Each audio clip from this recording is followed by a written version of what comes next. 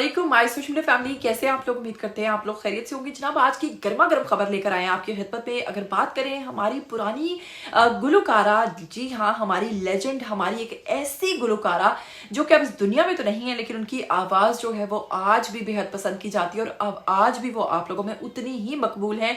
तो जी हाँ, हम बात कर रहे हैं रेशमा जी की। और रेशमा जी के साथ जी इसलिए लगा रहे हैं क्योंकि ये बहुत ही रिस्पेक्टफुल पर्सनैलिटी हैं और इन्होंने जितने गाने गाए वो सभी के सभी जो है बेहद मकबूल हैं आप लोगों के अंदर, जिनमें लंबी जुदाई जो है वो आप लोगों को बेहद पसंद है।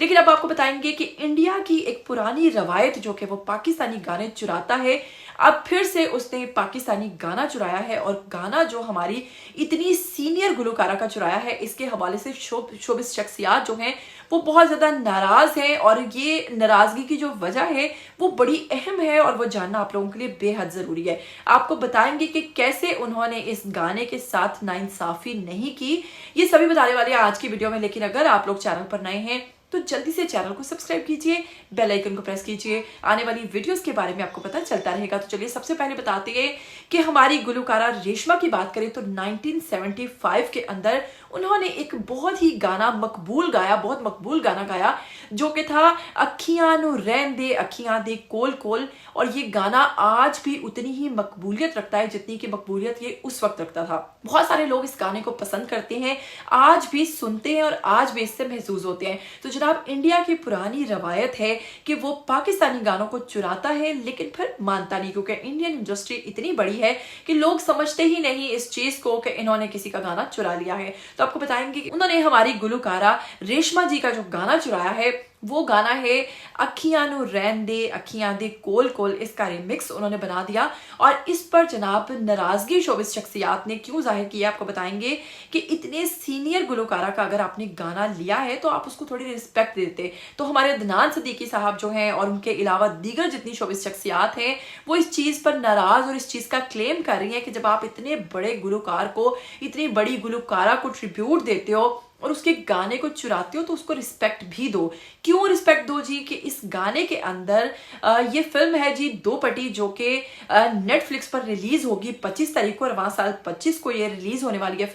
फिल्म की स्टोरी जो है वो दो बहनों के इर्द गिर्द घूमती है, जो कि दो बहनें हैं और लड़का एक ही है बीच में जनाब। और दोनों बहनों का जो कैरेक्टर है एक विलन का कैरेक्टर अदा कर रही है और दोनों ट्विंस हैं। और दोनों की जो टसलबाजी और जंग है वो इस फिल्म के अंदर काफी पसंद की जा रही है, क्योंकि इसका ट्रेलर जो है ऑफिशियल वो अब आ चुका है। तो आपको बताने वाली हूँ कि इस फिल्म के अंदर जो रेशमा जी का गाना फिल्माया गया है वो फिल्माया गया है कृति सिंह जो एक्ट्रेस है उनके ऊपर। और कृति ने इस पर जो लिबास पहना है वो इंतहाई वल्गर से भी वल्गर और इंतहाई नामुनासिब है।